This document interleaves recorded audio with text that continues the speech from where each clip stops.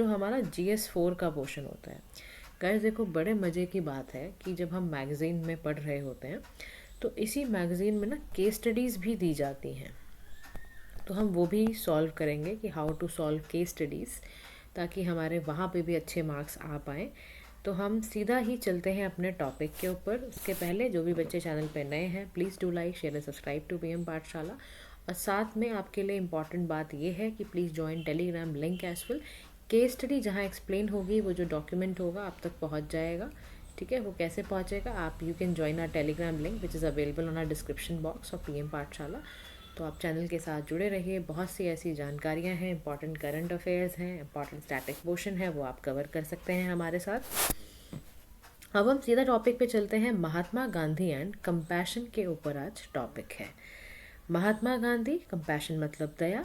कि कैसे ये टॉपिक उठा रिसेंटली, क्या ऐसा था, देखते हैं। रिसेंटली अगर आपको याद हो, UN सेक्रेटरी जनरल हुआ करते थे बान की मून। याद है आपको? बान की मून जी जो थे वो साउथ कोरिया के थे, फॉर्मर सेक्रेटरी जनरल रह चुके हैं, अगर आपको ध्यान में हो, है ना। तो आपको ध्यान होगा 2007 से लेके 2016 तक इन्होंने कार्य संभाला था। साउथ कोरियन यहाँ पे रहे भी हैं ये, और है ना। तो इन्होंने ना इस बार हाईलाइट करा सिग्निफिकेंस ऑफ महात्मा गांधी, जो कंपैशन है, महात्मा गांधी जी वाला जो दया वाले भाव थे उनके अंदर होते थे, उसका इन्होंने इस बारी बहुत सिग्निफिकेंस बताया।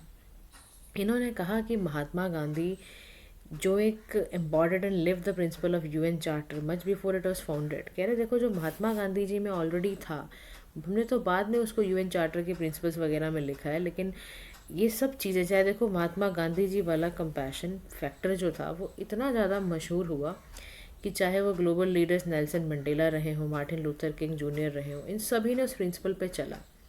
अनडाउटेडली जितनी भी कोर वैल्यूज़ महात्मा गांधी की होती हैं, नॉन वायलेंस की, ट्रुथ, पीस, जस्टिस, इंक्लूजन की, ये सब रूट करी गई। एंड ये बताया जा रहा है कंक्रीट एक्सटर्नल मैनिफेस्टेशन है कंपैशन का।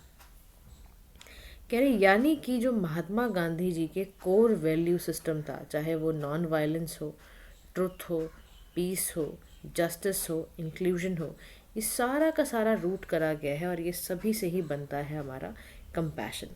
अब समझते हैं कंपैशन कैसा है, कैसी फीलिंग्स है, उसके बारे में बात करते हैं। कंपैशन का मतलब है कि ऐसी फीलिंग जो ना, जब किसी को दर्द हो रहा हो, जैसे मानो आपको पता करना है अपने अंदर ही कि आपके अंदर दया के भाव हैं या नहीं है, कंपैशन है या नहीं है। तो आप अपने अंदर ये चेक किया करो कि जब कोई व्यक्ति रो रहा है या किसी को कोई पेन हो रहा है, तो आपको कैसा लग रहा है उस समय पर, या किसी जानवर को कोई चोट लग गई है तब आपके ऊपर कैसा लग रहा है आपको। तो यानी कि एक ऐसा भाव, एक ऐसी फीलिंग जहाँ पर आपको दूसरे की सफरिंग समझ में आती है, ठीक है, और आपको ये भी मन करता है कि उसको उस सफरिंग से बाहर निकाला जाए। ध्यान रखना, कंपैशन सिंपैथी और एम्पैथी से अलग होता है, डिफरेंट होता है। सिंपैथी तो एक ऐसी फीलिंग है ना जहाँ पर आप दूसरे की सफरिंग के लिए दुख मना रहे हो, समझ रहे हो, एक तरह से सहानुभूति रख रहे हो कि हाँ इसको दर्द है। एम्पैथी का मतलब ये होता है कि आप उस चीज़ को फील कर रहे हो, कि वाकई जैसे किसी को अगर चोट लगी तो आपको खुद ही लग रहा है कि अगर मुझे लगी होती तो कैसा होता। तो सिंपैथी एम्पैथी जो होते हैं ये कम, समझ रहे हो, ये होते हैं। अब जो कंपैशन है ना, वो सिंपैथी प्लस एम्पैथी दोनों ही मिक्स होता है इसके अंदर। यानी compassion is a combination of both sympathy and empathy, ताकि हम क्या कर सकें, किसी को अगर कोई प्रॉब्लम है, एलिवेट करनी हो हमें उसकी प्रॉब्लम, सफरिंग को, तो उसको हटाने के लिए है। अच्छा, ये एक यूनिवर्सल एथिक है जिसमें कल्चरल, रिलीजियस, आइडियोलॉजिकल बाउंड्रीज से सबसे मिलकर ये एक तरह से बना हुआ होता है। अब अगर हम कंपैशन को समझें तो इसके की कंपोनेंट्स को समझते हैं। सबसे पहले कॉग्निटिव और एम्पैथेटिक वाला, मतलब हम अवेयर हों दूसरे की सफरिंग से, ठीक है। तो यानी कि हमारा जो मस्तिष्क है वो समझ पाता है इस बात को। सिंपैथी पर अगर हम कंसर्न दिखा रहे हैं, यानी इमोशनली अगर हम किसी चीज़ से मूव हुए हैं, किसी की सफरिंग देख के हमें वाकई बड़ा दुख सा महसूस हो रहा है और हमें मन कर रहा हो कि हम इस सफरिंग से इसको रिलीफ दें, ऐसी इंटेंशन हमारी पैदा हो रही हो। मोटिवेशन का मतलब है कि फिर ऐसे व्यक्ति को हम उसमें हेल्प करने की कोशिश करें ताकि इसको इस चीज़ से रिलीफ मिले, ये रिलीव हो जाए इस चीज़ से। तो ये सारे के सारे कंपोनेंट्स होते हैं कंपैशन के। क्या क्या मैंने आपको बताया, कॉग्निटिव, एम्पैथेटिक है, अफेक्टिव है, इंटेंशन है, मोटिवेशनल है। अब हम चलते हैं इसके की वैल्यूज़ ऑफ महात्मा गांधी जो कंपैशन को फोस्टर करते हैं। तो what are the key values of Mahatma Gandhi that foster compassion? तो सबसे पहला चीज़ है इसमें सत्याग्रह। सत्याग्रह का मतलब है एक ऐसा मेथड जिसमें हम किसी एक के राइट को सिक्योर करते हैं बिना किसी को इंजरी दिए। सत्याग्रह का मतलब क्या है? एक ऐसा मेथड जहाँ पर आप किसी के राइट को सिक्योर कर रहे हो दूसरे को बिना इंजरी दिए। जैसे गांधी जी ने जब सत्याग्रह 1917 में चलाया तो उसका फैक्टर अगर आप ध्यान से समझा जाए तो वो कंपैशन से ही निकल कर आया है। उन्होंने इंडिगो फार्मर की जब हालत देखी ब्रिटिश लैंडलॉर्ड से, उनको देखा कि कितना ज़बरदस्त तरीके से इनको प्रताड़ना दे रहे हैं, वो प्रताड़ित कर रहे हैं, उनको एक्सप्लॉइट कर रहे हैं। तो उस देख कर उनकी जो कंडीशन को विटनेस करने के बाद ही जो उनको कंपैशन खड़ा हुआ, उसी से गांधी जी ने स्लोगन दे दिया सत्याग्रह, कि सत्य के लिए लड़ाई जो हम लड़ रहे हैं। ठीक है। उसके बाद और क्या फैक्टर्स हैं जो महात्मा गांधी जी के कंपैशन को फोस्टर करते हैं? वो है हमारा इक्वालिटी की बात, यानी वो अनटचेबिलिटी को कर्स मानते थे, वो छुआछूत को बहुत गलत बात मानते थे। जो उनका कंपैशन था लोगों के प्रति कि डिस्क्रिमिनेटेड जो अगेंस्ट राइट से हुए हैं उनको वो देख के उनको उससे वो फाइट करते थे। He also champion of the cause of women's empowerment, women की एम्पावरमेंट के बारे में भी बात करते थे। वो मानते थे कि women as embodiment of sacrifice और अहिंसा की बात होती थी। फिर रिस्पेक्ट फॉर ह्यूमैनिटी की बात, तो गांधी जी के अंदर बहुत कंपैशन था, चाहे वो ऑपरेसर हो। इवन उन्होंने कभी भी ब्रिटिशर्स को भी कोई ऐसी भाषा नहीं बोली जिससे उनका हेट बाहर निकल कर आए। इसका मतलब ये है कि वो इंसानियत को भी आगे रखते थे। तो देखो, ये बात वही व्यक्ति कर सकता है जिसके अंदर कंपैशन के भाव भरे हों। काइंडनेस तो उनमें वैसे ही कूट कूट के भरी हुई थी। वो कमिटेड वेजिटेरियन थे। वो जो इनकी स्लॉटरिंग होती थी एनिमल्स की, वो कहते थे मॉरल ग्राउंड में अच्छी बात नहीं है। इवन उन्होंने कहा कि if anybody said that I should die if I don't take beef, tea और me mutton even on medicine advice I would prefer death. तो उन्होंने कहा कि अगर मुझे कह रहा है कोई, ये व्यक्ति ये भी कह देगा ना कि आप मरने से बच जाओगे, आप बीफ, टी और मटन खाओ, मेडिकल एडवाइस भी देगा ना मुझे, तब भी मैं यही प्रेफर करूँगा कि मेरी मौत हो जाए लेकिन मुझे ये नॉन वेजिटेरियन फूड ना खाना पड़े। ठीक है। फिर उसके बाद है सर्वोदय। सर्वोदय का मतलब है हम सभी का वेलफेयर देखें। तो यानी गॉड इन एवरी इंडिविजुअल, यानी कि हम चाहते हैं one could reach God through the service of humanity. और वो भी यही बात कहते थे, वेलफेयर फॉर ऑल। ठीक है ना। तो अगर आपने उनका सुना है, वैष्णव जन को तेने कहिए पीर पराई जाने रहे, तो इस देखो ये सारे सॉन्ग्स भी बताते हैं कि डेफिनेटली गांधी जी के अंदर एक ऐसे भाव रहे हैं जो कि कंपैशनेट होने की तरफ ज़्यादा बढ़ा रहे हैं। इसीलिए देखो, अच्छा अब ना कई ऐसे सेक्शंस के बच्चे होंगे जो गांधी जी को पसंद नहीं करते होंगे। देखो, अपने जितने भी आपके पर्सनल बिलीव्स हैं ना, उनको ज़रा पीछे छोड़ के पेपर लिखने हैं आपको। क्योंकि यार देखो, अल्टीमेटली आपको अपनी आइडियोलॉजी से नहीं चलना है, आपको पेपर पास करना है। तो मैं जानती हूँ कई बच्चे गांधी जी की तारीफ सुन के, गांधी जी का कंपैशन सुन के डाइजेस्ट नहीं कर पाएंगे। तो मेरा उनको बस एक ही सुझाव है, और बड़ा ही पर्सनल मैं आपको ये सुझाव दे रही हूँ, पर्सनल एडवाइस कर रही हूँ, प्लीज़ अपनी आइडियोलॉजी को पेपर के आड़े मत लाओ। बाद में दिखाना अपनी आइडियोलॉजी, अपनी पर्सनल आइडियोलॉजी बाद में शो करना। एग्ज़ाम आपके लिए इम्पॉर्टेंट है। एग्ज़ाम के लिए ये बहुत ज़्यादा इम्पॉर्टेंट है कि आप ये चीज़ों को बहुत ध्यान से समझो कि कौन सा मैटर किस समय आपको क्रिएट करना है, कौन सा नहीं करना है। तो गांधी जी का कंपैशन अगर पढ़ रहे हो और एक क्वेश्चन मान लो ऐसे एज इट इज़ क्वेश्चन आ जाए, तो क्या करोगे? अपनी आइडियोलॉजी को बीच में लिखोगे क्या? तो बात को समझो, बात को पकड़ो कि जो चीज़ जिस समय ज़रूरत होती है, बारिश हो रही है तो जिस समय बारिश हो रही है तो उस समय छाते की ज़रूरत है तो है। आप बात को समझो। इसीलिए आपकी जो ज़रूरत है वो आपका एग्ज़ाम क्लियर करना है। नेक्स्ट आपको समझना है, नॉन वायलेंस भी उनका एक शो करता था, एक टूल नज़र आता था जो ये दिखाता है कि डेफिनेटली इनके अंदर कंपैशन है, क्योंकि it was a tool to attain the ultimate end truth, सच्चाई की जीत। जो उनका नॉन वायलेंस का कॉन्सेप्ट था वो बहुत पॉजिटिव था, one that propagated love for selfless action, है ना, as opposed to the idea of non injury, of non killing का बात। He held truth as a sovereign principle की तरह इन्होंने बोला कि अटेन किया जा सकता है, सिर्फ वर्ड्स में नहीं, थॉट्स में नहीं, बल्कि इसको अटेन कर सकते हैं। अच्छा, कंसर्न फॉर नेचर के लिए क्या कंसर्न है यहाँ पर, ये भी देखते हैं। अगर गांधी जी का नेचर के लिए देखोगे तो वो हमेशा ये मानते थे कि बहुत ज़्यादा शहरीकरण होना यानी लार्ज स्केल पे अर्बनाइजेशन को वो अच्छा नहीं मानते थे। वो मानते थे कि इससे कहीं ना कहीं नेचर और बायोडाइवर्सिटी को असर पड़ेगा। उन्होंने साफ तौर पे लिखा कि अर्थ के पास इनफ रिसोर्सेज हमारी नीड्स के लिए तो हैं, लेकिन हमारे लालच के लिए अर्थ के पास रिसोर्सेज नहीं हैं। तो वेरी इंपॉर्टेंट स्टेटमेंट, हम कई बारी ये लिखते भी हैं, कई बारी हमने बचपन से मॉरल क्लासेस में आपने सुना होगा ये, कि the earth has enough resources for our needs but not for our greed. फिर गांधी जी का जो टेलिस्मैन होता था ऑल्ट्रुइज्म और सेल्फ सेक्रीफाइस का, वो भी तो अल्टीमेटली दया ही दिखा रहा है। जब वो कहते थे कि अभी आप किसी डाउट में हो, या when the self becomes too much, जब बहुत सेल्फ सेल्फ कर लिया आपने, recall the face of the poorest, आप कह रहे हो उस पुअर व्यक्ति को देखो, उस कमज़ोर अवस्था वाले व्यक्ति को देखो। मे यू हैव सीन, आपने कभी जब भी कभी देखा हो तो अपने आप से पूछो, if the step you contemplate is going to be any of use to him, कि आप तब कैसे करते। सेल्फ सेक्रीफाइस करना बहुत ज़रूरी है।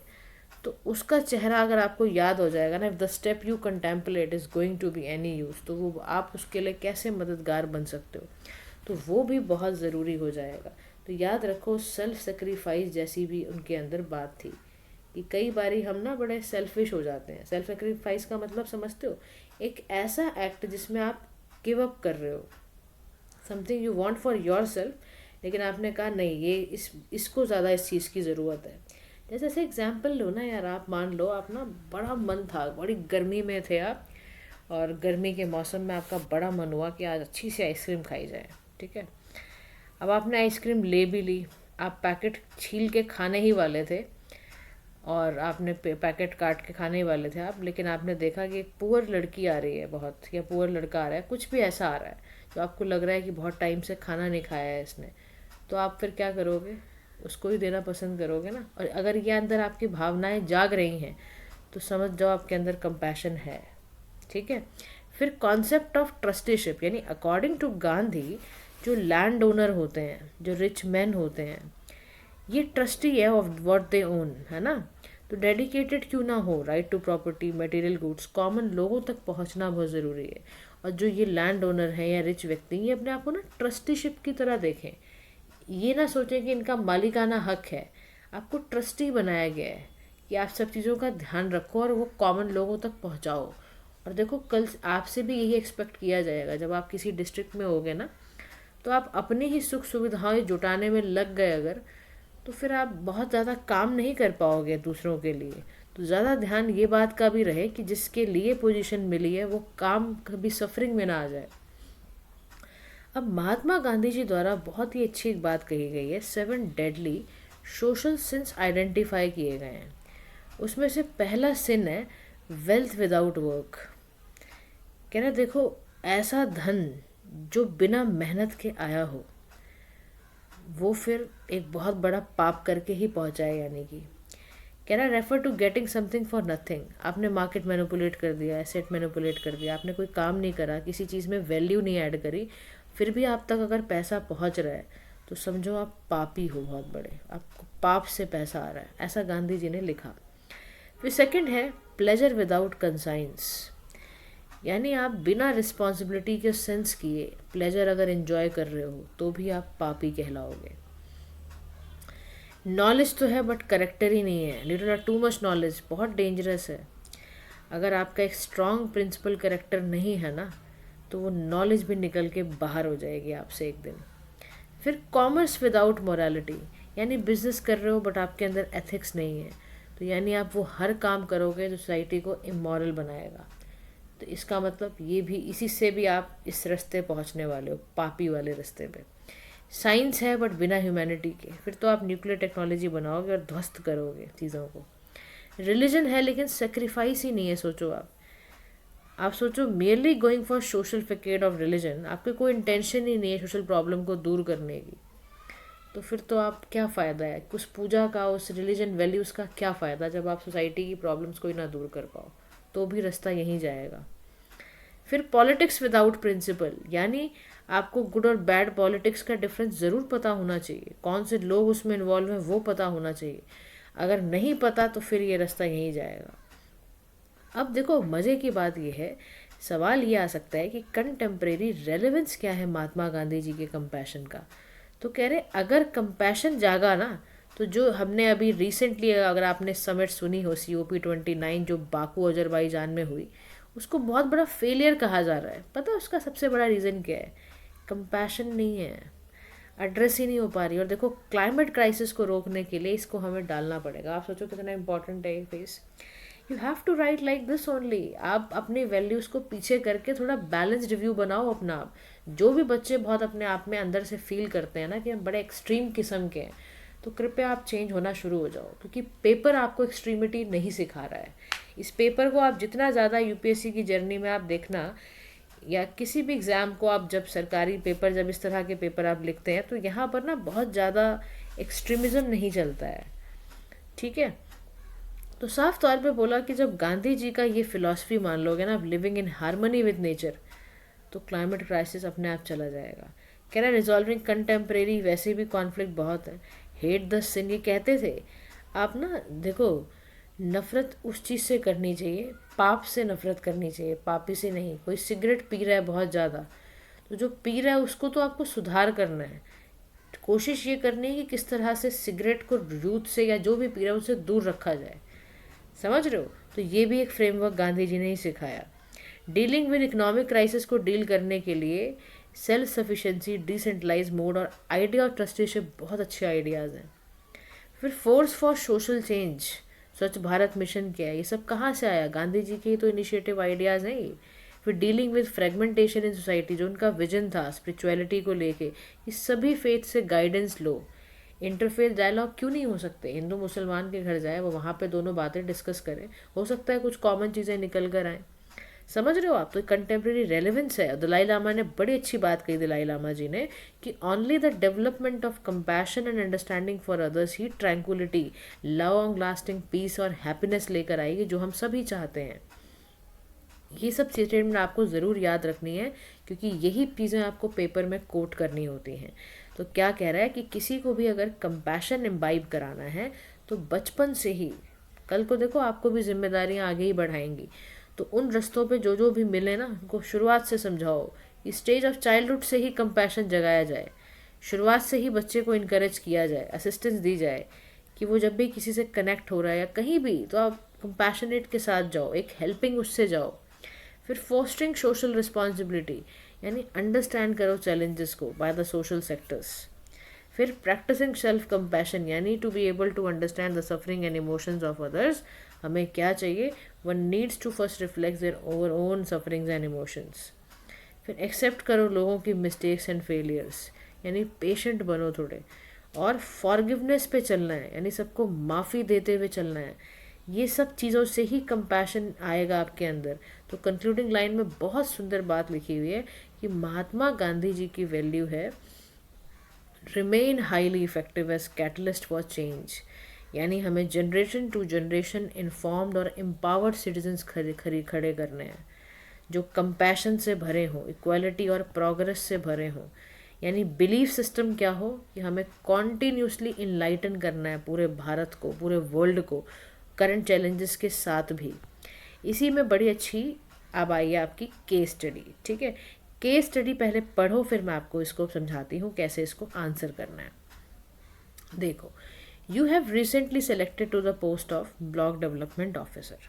ठीक है, through a merit based competitive exam हुआ, और उसके बेस में आपका ब्लॉक डेवलपमेंट ऑफिसर की आपको पोजीशन मिल गई, BDO बन गए आप। ठीक है, मेरिट से बन गए। अब for the purpose of your studies आपने क्या करा? आप मेट्रोपॉलिटन सिटी में गए, जो कि आपके नेटिव प्लेस से थोड़ा दूर थी, नेटिव विलेज से। पोस्ट अनाउंस हुई रिजल्ट की, आपने डिसाइड करा आप विजिट करोगे विलेज को आफ्टर ऑलमोस्ट 5 ईयर्स। अब जैसे ही वहाँ गए तो आपको अपनी पेटर्नल आंट मिली, जो विडो हो चुकी थी 1 साल पहले ही। उन्होंने ऑब्जर्व किया डिस्क्रिमिनेटरी ट्रीटमेंट, आपने ऑब्जर्व किया कि भाई इनके साथ तो बड़ा डिस्क्रिमिनेशन हो रहा है, इनको फैमिली सेलिब्रेशन में इन्वॉल्व नहीं किया जा रहा है, इनको किचन में एंट्री नहीं मिल रही है, इनको हाउस के मेन एरिया में एंट्री नहीं मिल रही है। इससे आपको बड़ा दुख हुआ, बड़ा डिस्टर्ब फील करने लगे आप। तो यू डिसाइडेड टू कन्फ्रंट, आपने कहा अपने पेरेंट्स से आप कन्फ्रंट करोगे भाई ये सब क्या है। अपने विलेजर्स से पूछा भाई ये सब क्या है, विडो वुमन को तुम बैड लक और डिस्टेंस से क्यों मेंटेन रखना चाहते हो। आप जब 21वीं शताब्दी में रह रहे हो तो साफ साफ कह रहा है कि प्रेजेंस ऑफ ऐसे बिलीफ 21वीं शताब्दी में तो बड़ा ही ध्वस्त कर देंगे। तो हाउस होल्ड है डिस्टर्ब यू। अब आपको इसमें बोला गया कि कंपैशन क्या होता है, कैसे वर्चू ऑफ कंपैशन को डालना है dealing with discriminatory social problems, फिर कैसे की स्टेक होल्डर्स, इस क्वेश्चन को अब हम सॉल्व करते हैं। ठीक है, सबसे पहले गाइस हम समझते हैं कि कंपैशन क्या होता है। ठीक है, क्योंकि सबसे पहले उन्होंने हमें कंपैशन को ही डिफाइन करने के लिए कहा था। तो कंपैशन में सबसे पहले देखो आप क्या देखोगे, कंपैशन में ये नोटिस करना कि compassion is the ability, basically it's an ability. सबसे पहले आप कंपैशन को बताओगे व्हाट इज कंपैशन, कि एबिलिटी टू अंडरस्टैंड। आपने बता दिया कि भाई understand and share the feelings, आपने ये बताया। ठीक है, बताने के बाद आप लिखोगे कि भाई हाँ ये इसमें आपका कंपैशन में सिंपथी प्लस एम्पथी होता है, which I have just told you in the answers. अब आपका रोल क्या होना चाहिए इन एड्रेसिंग सोशल प्रॉब्लम्स। ठीक है, तो सोशल प्रॉब्लम को एड्रेस करने के लिए आप क्या करोगे, सबसे पहले आप जब भी कोई डिस्क्रिमिनेटरी आप देखते हो ना ये सारी चीज़ें, तो एम्पथी क्रिएट होती है। क्या क्रिएट होती है, एम्पथी क्रिएट होती है। मतलब आप फीलिंग्स एक्सपीरियंसेस को देखोगे, दोज हु आर मार्जिनलाइज्ड है ना, हम उसको कैसे उसको दूर कर सकते हैं वो देखेंगे। सबसे पहले एम्पथी का क्राइसिस दूर करेंगे। फिर बात आती है काइंडनेस पे। काइंडनेस में आप क्या करोगे, कंपैशन बेसिकली क्या करता है, इनकरेज करता है कि हम ट्रीट करें अदर्स उसको काइंडनेस के साथ, रिस्पेक्ट के साथ, बिना बैकग्राउंड और बिलीफ को जाने। तीसरी चीज़ हमें ध्यान रखनी है एक्शन के ऊपर, यानी कंपैशन क्या करेगा, हमें ऐसे एक्शंस करवाएगा जिससे हमारी सफरिंग्स एलिवेट हो जाए। तो ब्लॉक डेवलपमेंट ऑफिसर होते हुए आप अपने कंपैशन को कैसे दिखाओगे, आप सबसे पहले लिसन एम्पैथेटिकली। कैसे करना है आपको, लिसन एम्पैथेटिकली। जो भी कंसर्न विडो आंटी हैं उनको ध्यान से सुनो, मार्जिनलाइज्ड इंडिविजुअल्स को सुनो। फिर treat everyone with kindness and respect. ठीक है, काइंडनेस एंड रिस्पेक्ट, और एक्शन लो। उसके बाद जो भी आपको लग रहा है, एजुकेशन बढ़ाना, प्रोग्राम चलाना पड़े, पॉलिसी चेंज करना पड़े, करो आप, बिल्कुल वो ज़रूरी है, करना ही चाहिए। ठीक है, ये सारे लिखा हो गया इस आंसर में। सेकंड आपको पूछता है कि स्टेक होल्डर्स और रिस्पॉन्सिबिलिटी उनकी क्या क्या होंगी, तो वो देखते हैं। ठीक है, let me just remove this first of all. हाँ, अब देखो यहाँ पर अब आता है की स्टेक होल्डर्स के बारे में। ध्यान से सुनना, key stakeholders and their responsibilities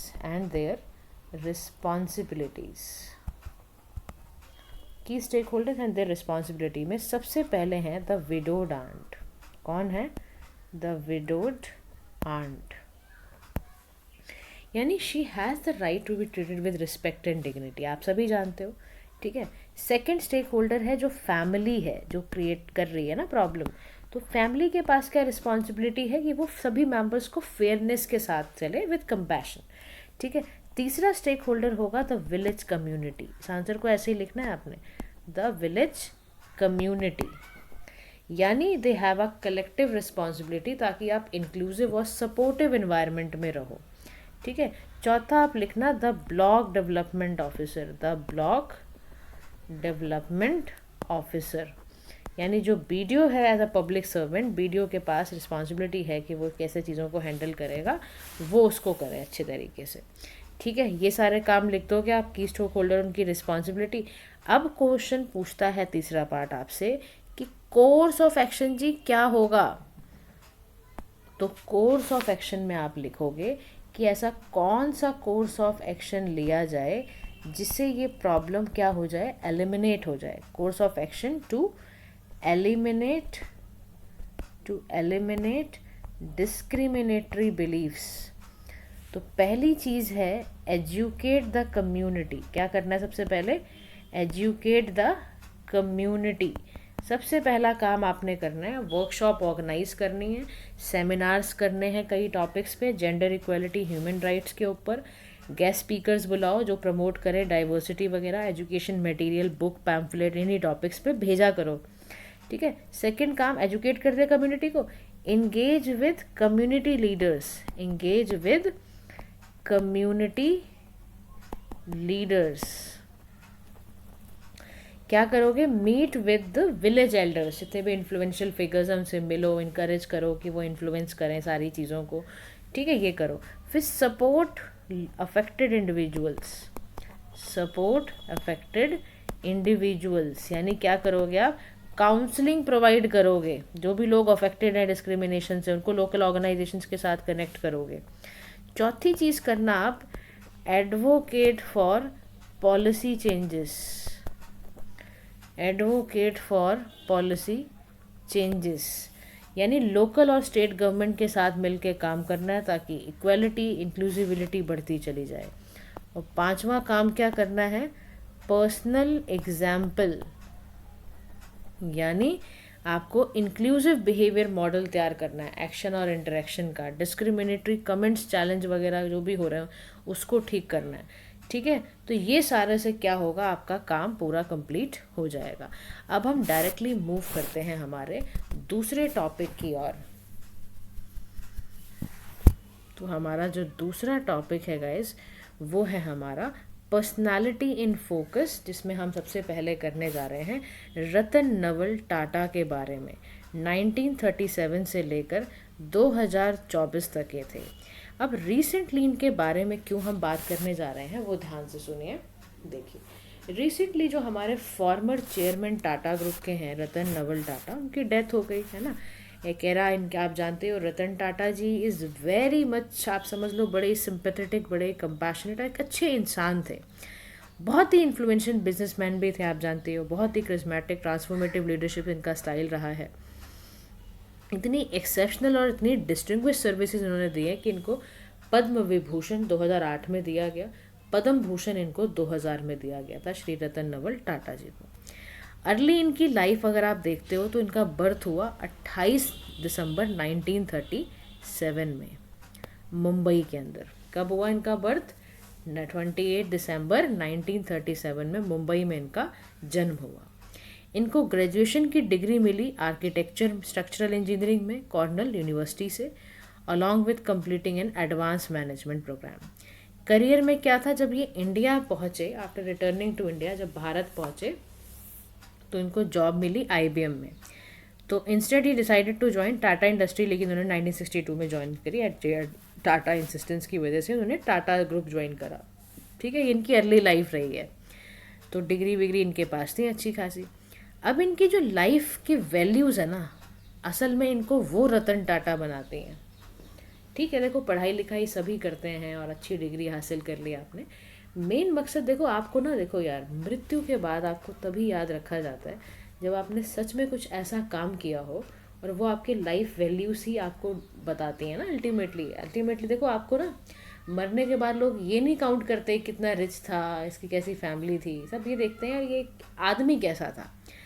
तो सबसे पहली बात, प्रोफाउंड सिंप्लिसिटी, बहुत ही लो प्रोफाइल प्रेफर करना, अवॉइड करना लाइमलाइट में आने में, अपने काम को गिनवाने में। आप देखो इनकी लिविंग देखो कितनी, देखो जो एक्स्ट्राऑर्डिनरी लोग होते हैं ना यार, उनकी ऐसी लाइफ होती है।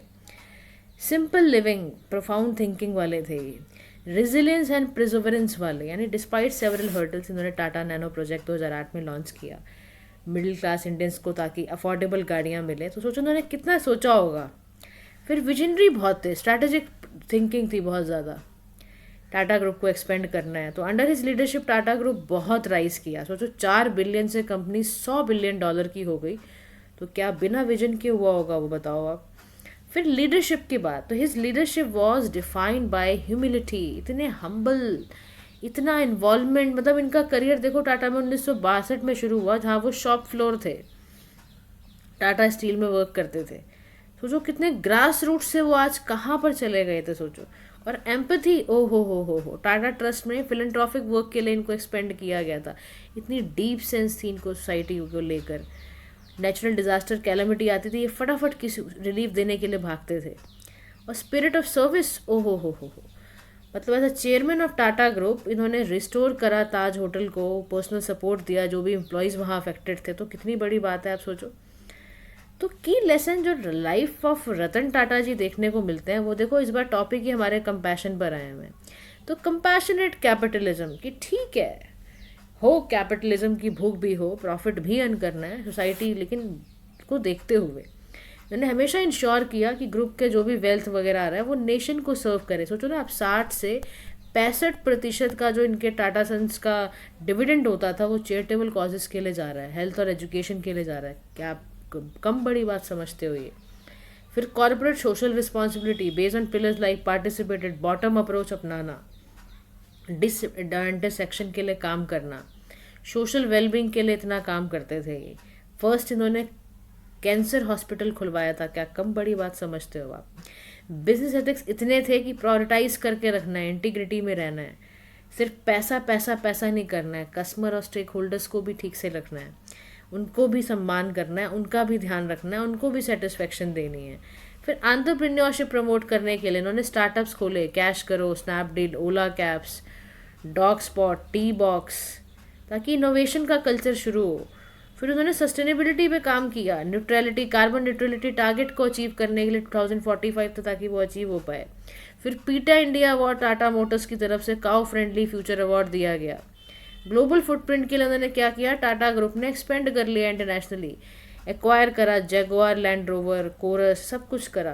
तो कंक्लूडिंग लाइन में हम ये कह सकते हैं, जो रतन टाटा जी की लाइफ थी ना, वो एथिकल लीडरशिप को अगर आप देखो, बहुत ही वैल्यूएबल लेसन मिलते हैं, कंपैशन, रेजिलियंस, ह्यूमिलिटी, प्रिजर्वेरेंस। और बहुत रिफॉर्म किए इन्होंने टाटा कंपनीज में। इक्वल अपॉर्चुनिटी देते थे किसी को, देखो कितना बड़ा विजन था। LGBTQ आउट ठीक है यार, हैं ठीक है, लेकिन सभी को इक्वल अपॉर्चुनिटी देती हैं। यानी इनकी लाइफ से ये पता चलता है कि हर सेक्शन इनसे खुश रहता था, चाहे यंगस्टर हो, बिजनेसमैन हो, सिविल सर्वेंट्स हो, सोसाइटी हो, सबको खुश रखना।